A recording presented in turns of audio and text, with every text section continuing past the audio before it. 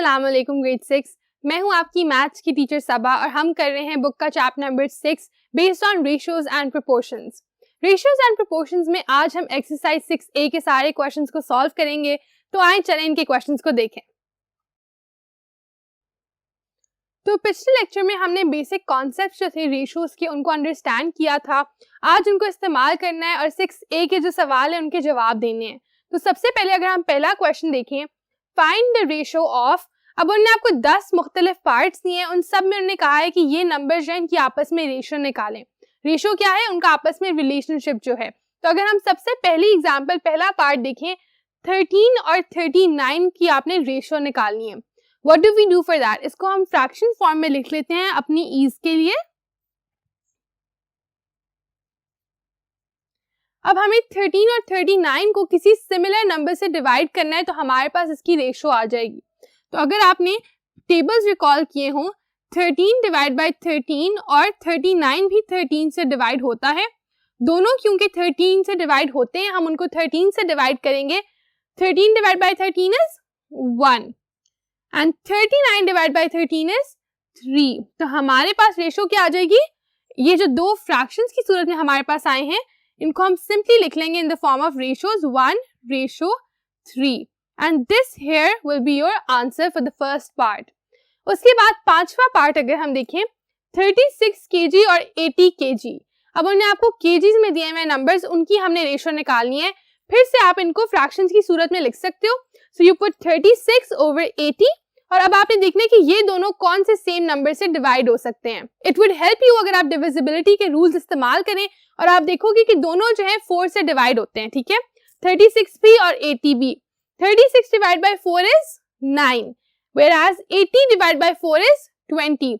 अगर आपको फॉरन से आंसर नहीं भी आता, आप साइड पे इसको प्रॉपर्ली सॉल्व भी कर सकते हो। आप टेस्ट एंड ट्रायल मेथड भी कर सकते हो देखने के लिए कि कौन से वाले नंबर जो है वो डिवाइड हो रहे हैं, कौन से नहीं हो रहे। इनको जब हमने 4 से डिवाइड किया, 36 divide by 4 is 9 and 80 divide by 4 is 20। 9/20 आपके पास रिजल्टेंट फैक्टर आ गया है। अब उसको आपने क्या करना है, उन फ्रैक्शन को आपने रेशियो की फॉर्म में लिखना है, 9:20। तो ये आपका जवाब था, काफी सिंपल था। तो बेसिकली आप करते क्या हो, आप सिमिलर नंबर से उनको डिवाइड करते हो। आगे चल के एक और पार्ट करते हैं। अब हमने सॉल्व करना है आपकी एक्सरसाइज के क्वेश्चन नंबर 1 का पार्ट 10। पार्ट 10 में they're asking you to calculate ratios for 0.5 metres and 75 centimetre. अब ये क्वेश्चन काफी सिंपल है, बट इसमें एक छोटा सा ट्रबल है। What is that? That is कि आपके पास दो डिफरेंट यूनिट्स हैं, एक है 0.5 मीटर्स और दूसरा है 75 सेंटीमीटर्स। अब आप इनकी रेशियो तब तक नहीं निकाल सकते जब तक दोनों यूनिट्स जो हैं वो सेम ना हो जाएं। तो how will you manage that? आप वो इस तरीके से करोगे कि आप मीटर्स को भी सेंटीमीटर्स में कन्वर्ट कर दें। मीटर्स और सेंटीमीटर्स का क्या रिलेशनशिप होता है आपस में? 1 मीटर इज 100 सेंटीमीटर्स। तो अगर 1 मीटर में 100 सेंटीमीटर्स होते हैं, 0.5 यानी आधी मीटर में कितने होंगे? 50 सेंटीमीटर्स। अगर आप इस तरह से नहीं भी कैलकुलेट करना चाहते थे, you can simply multiply 0.5 by 100 और आपके पास जवाब आ जाएगा जो कि है 50 सेंटीमीटर्स। 50 सेंटीमीटर्स और 75 सेंटीमीटर्स जब आपके पास आ गया है, अब आपने उनको सेम नंबर से डिवाइड करते जाना है ताकि आप उनका एक्चुअल जो रेशियो है उसको कैलकुलेट कर सको। तो if you look at it, 50 और 75 जो है 5 के टेबल में भी आ सकते हैं, दे कम इन डिफरेंट टेबल्स। तो आप यहाँ पर अगर 25 को कॉमन ले लोगे, 50 डिवाइड बाय 25 2, 75 डिवाइड बाय 25 3। तो आपका जवाब जो है वो आ जाएगा 2:3। इसके लिए आप स्टेप बाय स्टेप भी जा सकते हो। पहले आप दोनों को 5 से डिवाइड करके देख सकते हो, then you can further divide. जो भी आपको आसान लगे वो तरीका ऑप्ट करें और इसको है इस तरह से सॉल्व करें कि आप सिमिलर नंबर से दोनों नंबर्स को डिवाइड करें टू गेट योर आंसर। अब आंसर में हमारे पास कोई भी यूनिट नहीं है, ना ही मीटर्स ना ही सेंटीमीटर्स। क्यों? क्योंकि रेशियोज में यूनिट्स नहीं होते, रेशियो हैज नो यूनिट। इसके साथ क्वेश्चन नंबर 1 की जो हमने कुछ पार्ट्स एग्जांपल्स के डिस्कस करने थे वो हमने कर लिए हैं। बाकी पार्ट्स में एक्सपेक्ट कर रही हूँ कि आप खुद से करेंगे and I will wait for you to complete them. उसके बाद हम क्वेश्चन नंबर 2 को देखेंगे। सो आई एम होपिंग आपने कंप्लीट कर लिया है अपना क्वेश्चन नंबर 1 और अब आप क्वेश्चन नंबर 2 के लिए लॉग इन कर रहे हैं। क्वेश्चन नंबर 2 है, N alloy of metal contains 30.5 grams and 4.5 grams of zinc. Find the ratios by mass of copper to zinc. तो एक एलॉय है, एलॉय होता है मिक्सचर ऑफ टू मेटल्स। उसमें कॉपर है 13.5 ग्राम्स और उसमें जिंक है 4.5 ग्राम्स। आपने फाइंड आउट करनी है इनकी आपस में ratio. So first of all आप उनको फ्रैक्शंस में बेशक लिख लो, वैसे ही आप लिखना चाहते हो आप लिख लो। 13.5 over 4.5 मैंने उसको लिखा and when I calculated I realise कि दोनों 4.5 से डिवाइड होते हैं। If you want to use the decimal, वरना आप डेसिमल के अलावा डिवाइड करके आप इसको फिर से डेसिमल अंदर प्लेस कर सकते हो। So what happens is that you will realise कि 4.5 से दोनों डिवाइड होते हैं। 13.5 divided by 4.5 is 3, whereas 4.5 divided by 4.5 is 1. तो जवाब मेरा क्या आ गया? कॉपर जो है वो 3 times और जिंक जो है वो 1 times यूज हो रही है। So my answer over here is 3:1 simply by dividing both of them by 4.5, क्योंकि दोनों जो है 4.5 से डिविजिबल थे और उनका जो जवाब आया है उसको मैंने रेशो की फॉर्म में लिख लिया है। अगेन वहां पर उन्हें हमें ग्राम्स में दिया हुआ था, बट बिकॉज रेशो की कोई भी यूनिट नहीं होता इस वजह से मैंने यहाँ पर कोई यूनिट नहीं लगाया। अब हम देख सकते हैं क्वेश्चन नंबर 3 को। क्वेश्चन नंबर 3 है Waheeda purchased 8 text books each costing ₹12 and 4 story books each costing, let's go further to continue, 4 story books each costing ₹9. Find the ratio of the amount she spent on both. अब उसने क्या किया है, उसने 8 ऐसी text books ली हैं जिनकी एक की प्राइस जो है वो 12 रुपए है और उसने 4 ऐसी स्टोरी बुक्स ली हैं जिनकी एक जो प्राइस है वो 9 रुपीज है।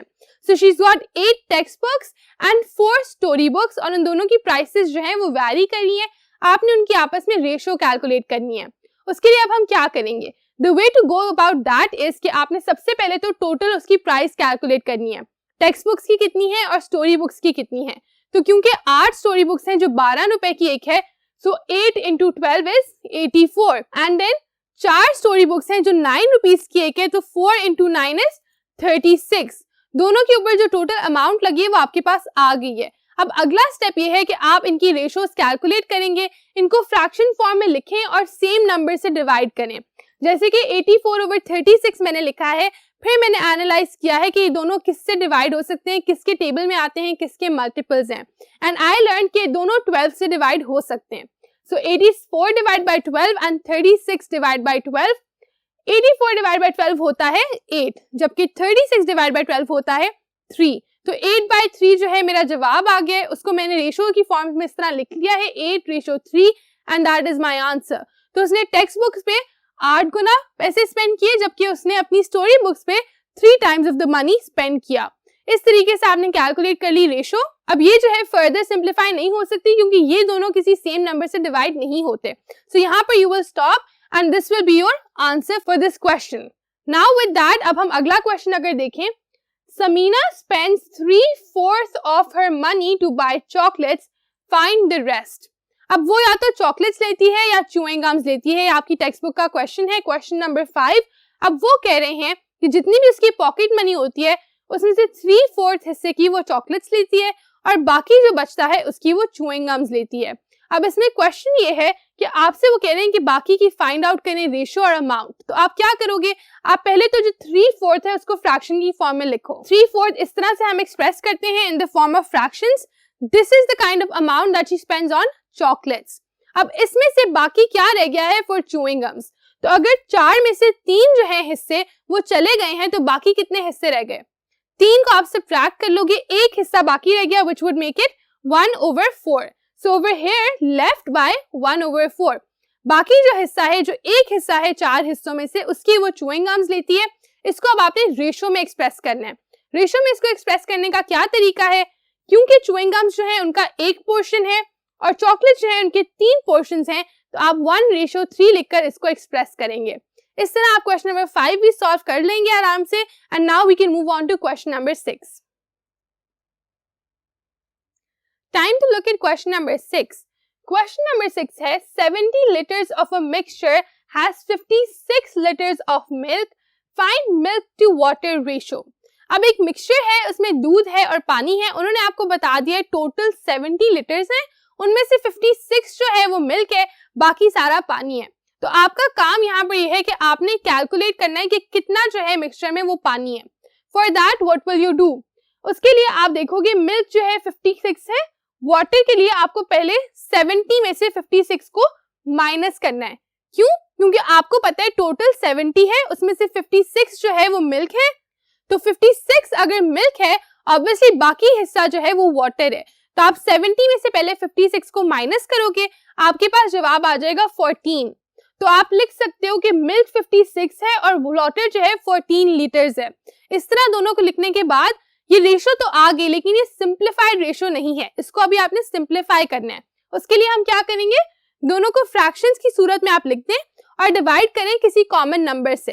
जरूरी नहीं है कि आप डायरेक्टली 14 को रिकॉग्नाइज करके आप 2 से स्टार्ट कर सकते हैं, 3 से स्टार्ट कर सकते हैं, जिस तरह हम फैक्टराइजेशन में भी करते हैं। तो आप देखते जाओ कि किससे डिवाइड होता है। And when you do that, divided by 14 क्या है, 4।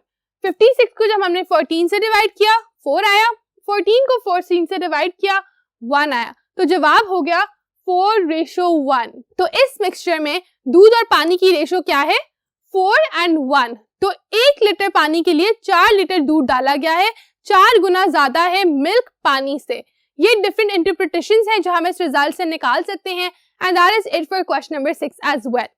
क्वेश्चन नंबर 7 है, Ahmed earns ₹5,400 and spends ₹4,500। Ahmad जो है वो पैसे कमाता है 5,400 और उसमें से खर्च कर देता है 4,500। आपने बताना है इन डिफरेंट रेशोज को कैलकुलेट करना है बाय यूजिंग दिस इंफॉर्मेशन। सबसे पहली रेशो है इनकम टू एक्सपेंडिचर। एक्सपेंडिचर यानी उसका खर्चा, इनकम जो उसको पैसे मिले हैं उसकी आपने क्या करनी है, रेशो निकालनी है। तो सबसे पहले तो आप 5,400 जो उसकी इनकम है उसको लिखेंगे पैरेलल कोलन डाल के 4,500 के। अब 54:4,500 हमने कैलकुलेट करना है। इसका करने का आसान तरीका ये है कि जो कॉमन जीरोस होते हैं उनको आप एलिमिनेट कर दो, हटा दो। जैसे कि 5400 में और 4500 में ये दोनों जीरोस कॉमन है और ये दोनों जीरोस भी कॉमन है। तो क्योंकि उनके अंदर दोनों के अंदर दो दो जीरोस हैं, जीरोस को हमने कैंसिल आउट कर दिया, उनको डिवाइड करने की जरूरत उस तरह से नहीं है। आफ्टर दैट अगर हम सिर्फ देखें 54 और 45, 54 एंड 45 जो है दोनों किसके टेबल में आते हैं, both of them are divisible by 9। तो अगर आप इनको 9 से डिवाइड कर दो, divide by 9, we get 54 divide by 9 is 6, 45 divide by 9 is 5। तो जवाब क्या आ गया, 6:5। ये हो गया हमारा पहला पार्ट इस क्वेश्चन का। दूसरे पार्ट में वो आपसे कहते हैं इनकम की रेशो निकालें सेविंग के साथ। सेविंग क्या है, सेविंग वो है जो पैसे उसके बच गए जो एक्सपेंडिचर में नहीं थे। तो अगर 5400 में से 4500 वो खर्च कर लेता है तो बाकी कितने बच जाते हैं, इनको माइनस करें। 5400 माइनस 4500 इज 900। 900 उसकी सेविंग है। तो फिर आप लिखोगे इनकम जो कि 5400 है, रेशो उसकी सेविंग जो कि 900 है। फिर से दोनों में दो दो जीरोस हैं, जीरोस को हम कैंसिल आउट कर सकते हैं और पीछे बच गया 54 और 9। अब इन दोनों को भी 9 से डिवाइड किया जा सकता है। 54 डिवाइड बाय 9 अभी ऊपर हमने देखा 6 होता है, 9 डिवाइड बाय 9 इज 1। तो आपकी ratio for income to savings है 6:1। That is not it. अब इसका तीसरा पार्ट देखते हैं। Third part is expenditure ratio saving. अब आपका जो एक्सपेंडिचर था, जो खर्चा था, उसकी रेशो निकालें अपनी सेविंग के साथ। सेविंग भी हमारे पास आ गई है, एक्सपेंडिचर भी हमें पता है, बस उनकी रेशो कैलकुलेट करनी है। फॉर दैट पर्पस एक्सपेंडिचर है आपका 4500, सेविंग आपने कैलकुलेट की है 900। फिर से दोनों में से जीरोस को निकाल दें, पीछे रह गया 45 और 9, दोनों को 9 से डिवाइड किया। 45 डिवाइड बाय 9 इज 5, जबकि 9 डिवाइड बाय 9 इज 1। जवाब आ गया 5:1। इस तरीके से हमने आपकी जितनी भी एक्सरसाइज के क्वेश्चंस थे उन सबको सॉल्व कर लिया है। एक्सरसाइज 6A यहाँ खत्म होती है। नेक्स्ट लेक्चर में हम बात करना शुरू कर देंगे प्रोपोर्शन की, जो कि रेशियो से ही रेलेवेंट एक कॉन्सेप्ट है। So I will now see you in that lecture. Until then take care, अल्लाह हाफिज।